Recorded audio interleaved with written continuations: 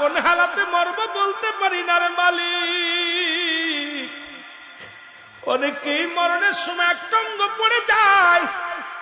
যারা কাপন পরে, যারা গোসল করাইছেন, কত মানুষের গোসল করাইলাম, দেখি গোসল করাতে যায় পায়খানা করে দিছে, প্রস্রাব করে দিছে।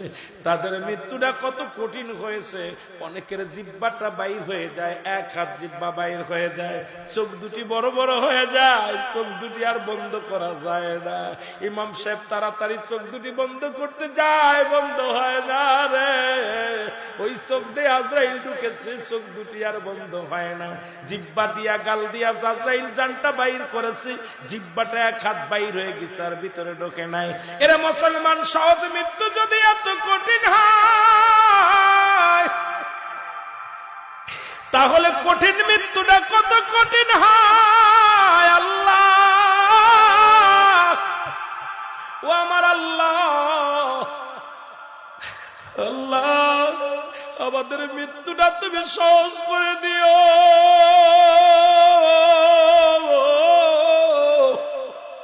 যেদিন মালাকুল মউত আসবে রে আল্লাহ, রাসূলের সিয়ারা মুবারক কায়না বানায়া দিও। আল্লাহ জবানের মধ্যে মধুর কালেমা জারি করে দিও। আল্লাহ ওই মৃত্যু যন্ত্রণা সব চাইতে সহজ করে দিও গো আল্লাহ। এই দুনিয়ার বুকে যেহেতু আইসি, মরাই তো লাগবে, কেউ বেঁচে নাই, আমিও থাকবো না রে।